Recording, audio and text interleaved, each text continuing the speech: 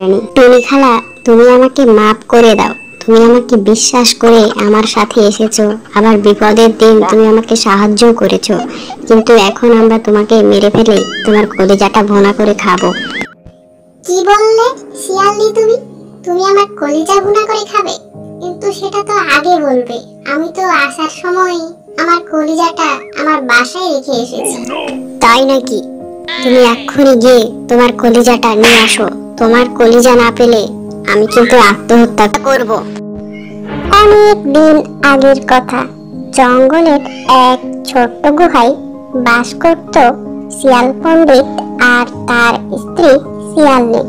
তাদের ছিল একটি ছোট্ট ছানা, কিন্তু তার ছানাটি যখন একদিন নদীর ধারে খেলতে যায়, ঠিক তখনই দুটি দুষ্টু কুমির তাকে খেয়ে ফেলে। এরপর থেকে সেই ছানার শোকে শিয়াল আর শিয়ালনি অনেক ভেঙে পড়ে। শিয়ালনি বুঝতে পারে সন্তান হারানোর কষ্ট কতটা মর্মান্তিক। তাই শিয়ালনি মনে মনে প্রতিজ্ঞা করে আর কখনোই কোনো পাখির ডিম কিংবা ছানা সে খাবে না।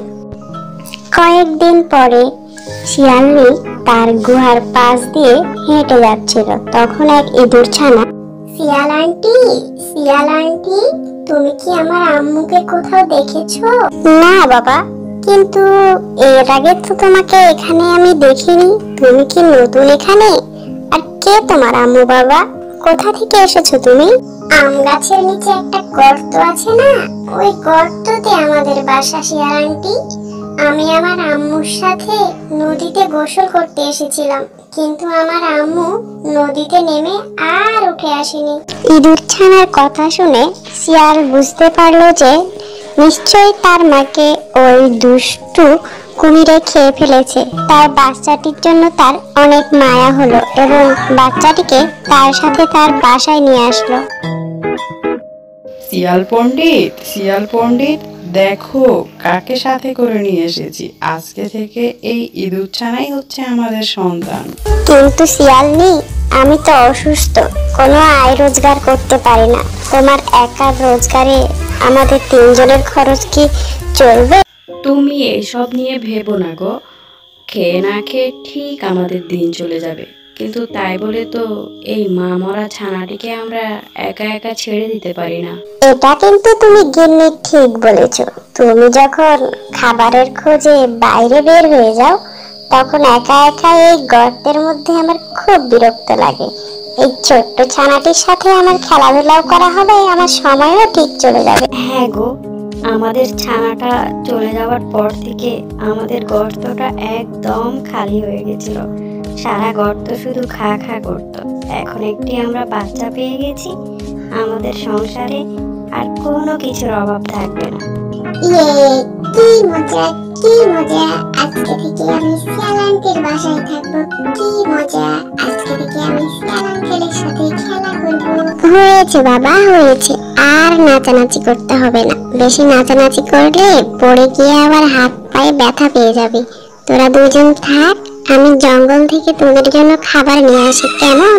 এরপর শিয়ালনি কানে কানে তার স্বামীকে বলল, দেখো শিয়াল, তোমাকে বিশ্বাস করে আমি এই নিষ্পাপ ছানাটাকে তোমার কাছে রেখে যাচ্ছি, বলেও ওকে খাওয়ার কথা মাথায় নিয়ে এসো না। যদি এমনটা কিছু হয় তাহলে আমি আজই আমার জামা কাপড় নিয়ে বাপের বাড়ি চলে যাব। এরপর শিয়ালনি খাবারের খোঁজে জঙ্গলের দিকে রওনা দিল।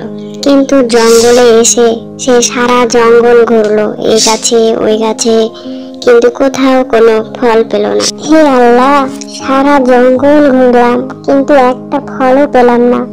ওই ছোট্ট ছানাটাকেই বা কি খেতে দিব, আর আমার অসুস্থ স্বামীটার মুখেই বা কি খাবার তুলে দিব, আর পারছি না।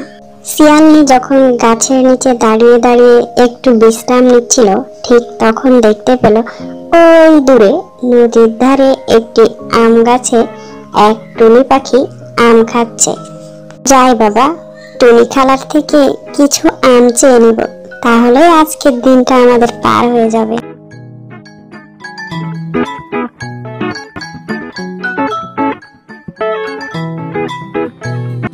টুনি খালা, ও টুনি খালা, এটা কি তোমার আম গাছ? হ্যাঁ গো খালা, এটা আমারই আম গাছ। কিন্তু খালা, আমি তো আম বিক্রি করি না। না না খালা, সে সাধ্যি কোথায় যে আমি তোমার কাছে আম কিনবো? আমার কাছে কোনো টাকা পয়সা নাই। আমার ছোট্ট ছানাটি সারা দিন কিছু খায়নি, আমার অসুস্থ স্বামীও কিছু খায়নি। তুমি মায়া করে যদি আমাকে 2টা আম দিতে। শিয়ালির কথা শুনে টুনির মনে ভীষণ মায়া হলো, তাই সে শিয়ালকে তার গাছ থেকে 2টো আম নামিয়ে দিল। আম 2টো পেয়ে শিয়ালনি ভীষণ খুশি হলো এবং তার বাসায় ফিরে এলো। হ্যাঁ গো শিয়ালনি, আমগুলো তো খুব মিষ্টি।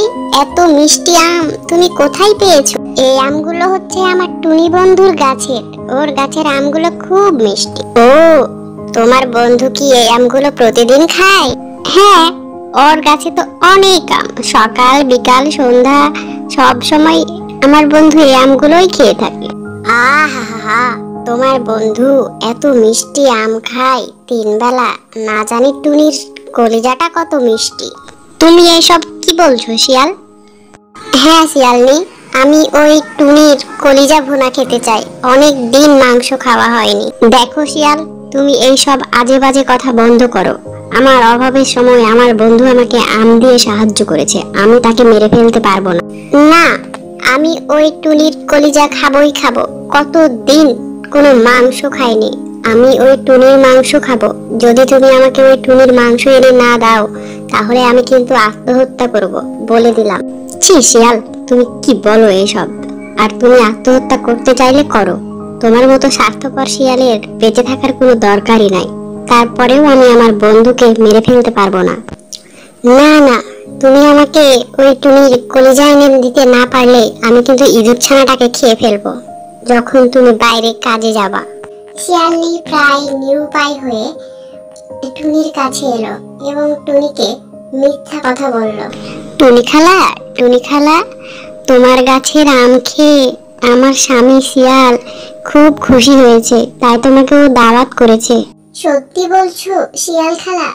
আমি কতদিন ভালো মন্দ খাইনি, আজকে তাহলে তোমার বাসায় গিয়ে ভালো মন্দ খেয়ে আসবো।